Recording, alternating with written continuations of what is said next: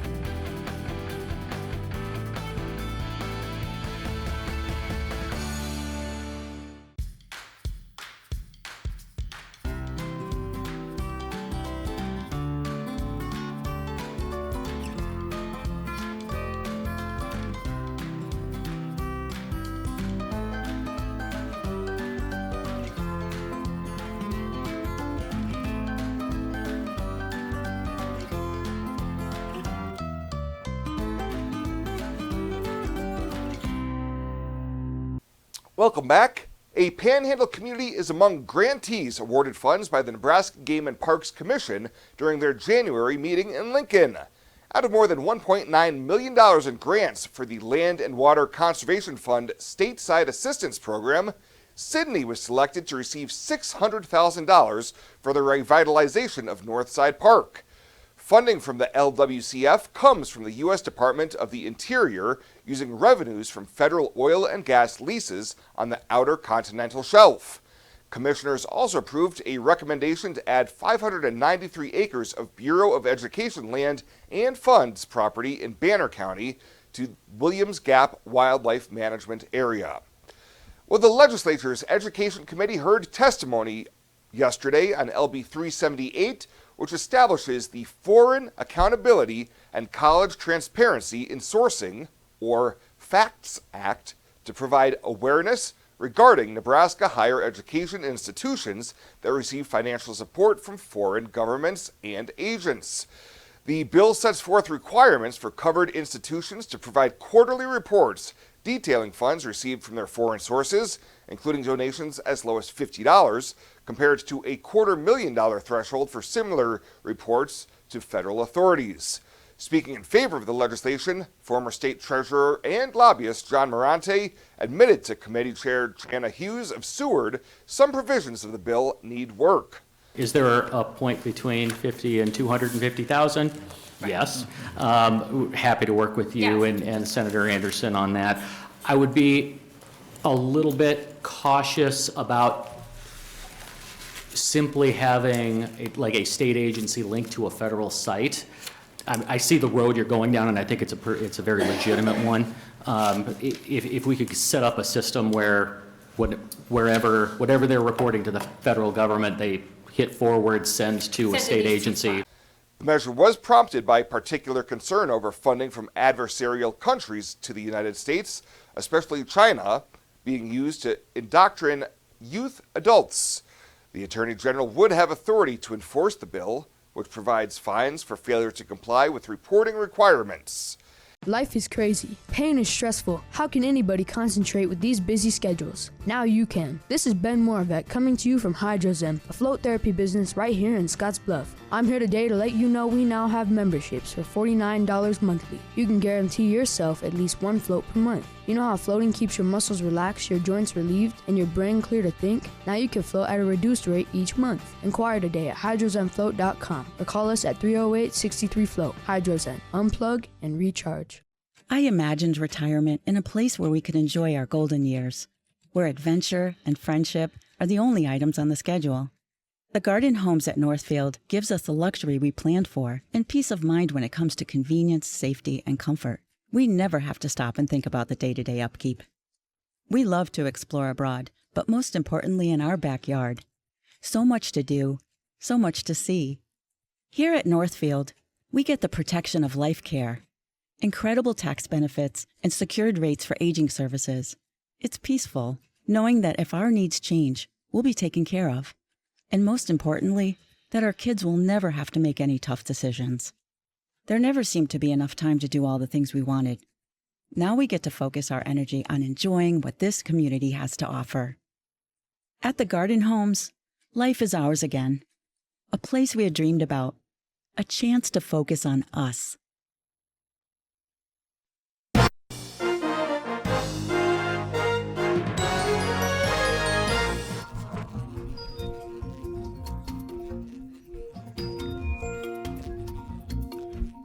Hi, I'm Susan Littlefield. It's time to review what's been happening in these agricultural markets. And joining us today is going to be Sam Hudson. Sam is with Corn Belt Marketing. And, over the weekend, we knew tariff talk discussions were going to come up. Maybe not to the extreme we saw with Colombia, but obviously it definitely made the market news. Well, that's right. And it's maybe gone as quickly as it arrived too. This standoff or whatever you want to call it only seemed to last about 6 to 8 hours. And I think this is going to be typical fashion in terms of how, Trump deals with some of these other countries. But, we're Colombia's biggest trade partner. And so it's going to have a bigger effect on them if anything were to come to fruition. But right now, the brakes have been put on all of that until some pending negotiations can take place. And they walked back, that resistance here pretty quickly. So definitely in for some bumps and turbulence here moving forward. The broader markets are obviously taking a little bit of a dive today too on some of this AI news, and so when you have that money flow working against the general winds here, we just hope we see a turnaround Tuesday here and offer some stability. And that add to it that 25% discussion of percentage with Mexico and Canada, two of our biggest next door neighbor partners. That's right. And then, some of that rhetoric seemed to be going well, prior to Trump's, entering in, the actual Oval Office. And so hopefully that carries over to some of these, discussions moving forward. If it does, then, we got a pretty good path for trade still. And interesting to see another flash sale here this morning too. Mexico has been very, very hot on the front end here to secure some of those inventories, particularly for corn. And so hopefully we don't see anything to derail that, but I think it's in their best interest to hang on to it. And it's in our best interest to see the same. So. And many folks are saying they can't wait for this week's drought monitor map to come out. As dry as it has been in the Midwest and as deep of snow it's been in the South. Yeah, and that bear cover with all those cold temperatures out west last week certainly didn't do offer any help to the cause here, and this is going to be a talking point as we get into spring. And of course, you never know when the law of averages starts to come back at us too. So we'll keep an eye on the change for that weather pattern, but have not seen that to date yet. And it's very similar in South America. We still see some sporadic showers in Argentina to help bridge the gap, but I think we should still expect their production estimates to come lower. As long as Brazil's in good shape, though, we kind of have the same record playing. All right. Sounds good, folks. We're going to dive more into this later today during the channel final bell. And Sam Hudson will be joining me once again. And we'll also talk about what's going on with this cattle market. You're not going to want to miss it. You can pick it up as a podcast at ruralradionetwork.com. I'm Susan Littlefield for the Rural Radio Network. Are new windows from Renewal by Andersen a great investment? You're darn right they are. Did you know that for less than your cable bill or cell phone bill each month, you could have new windows from Renewal by Andersen right now? Do the math. Renewal by Andersen windows will likely cut your energy bills significantly. They will likely substantially increase the value of your home. They're a great investment. Please contact our team now and ask about our fantastic financing options with approved credit right now. Renewal by Andersen, a great investment? You're darn right.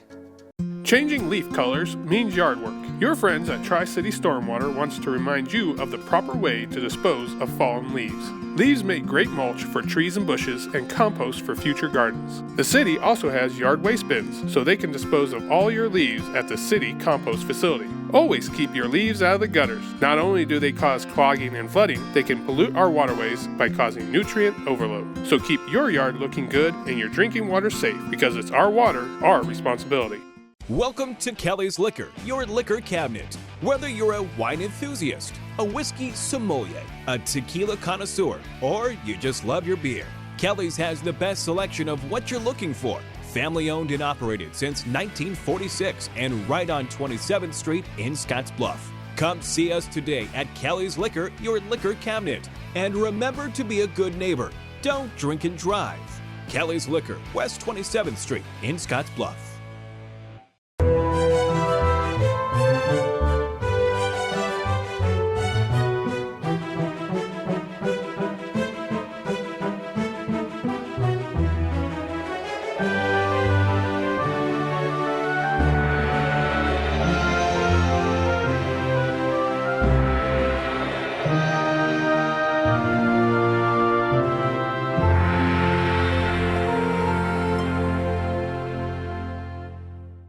Let's take a look at your community calendar, brought to you by Riverstone Bank.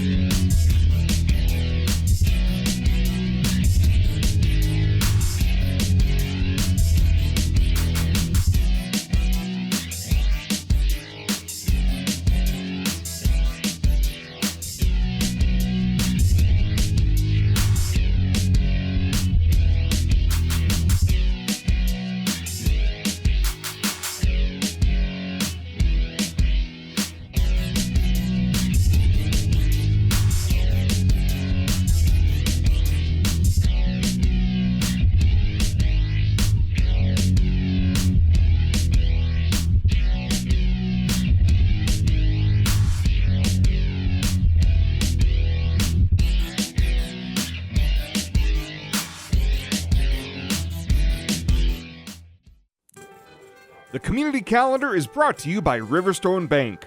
We're local and we love our community. Better sleep and better health can be found at Western Sleep Medicine in Gering. Since 2006, Western Sleep Medicine has offered the lowest cost sleep testing either in their independent sleep laboratory or the privacy of your own home. You have control over your health care and your out-of-pocket cost. All insurance is accepted for a much lower cost than the regional option. If you need a sleep study, ask for Western Sleep Medicine. They've helped thousands of people over the years and want to help you. Western Sleep Medicine. Better sleep, better health. Tired of feeling stuck? Not sure if you are on the right track? Platte Valley Bank can help keep your finances moving forward with checking account options to fit your lifestyle and an online account chooser to make finding the right account easy. Control your financial future with helpful budgeting tools and automatic savings plans. Now is the time to enjoy the ride with Platte Valley Bank. You belong here. And finally, tonight, Chadron State College has embarked on an in-depth planning process to develop a comprehensive 5-year strategic plan. College officials are requesting input from the community during a community planning session tomorrow, January 29th, from 3 to 4:30 p.m. at the Platte Valley Bank Community Center in Chadron. Attendees will have the chance to engage directly with CSC administrators in a collaborative setting, as well as opportunities to share their perspectives on the college's role in the region and provide ideas about improvements, goals, and objectives, as well as aspirational milestones. College President Ron Patterson says they value the voices of its community members and believe their input is essential to the success of their planning process. Well, that does it for us this time. Thank you so much for tuning in. Stay safe out there. We'll see you here next time.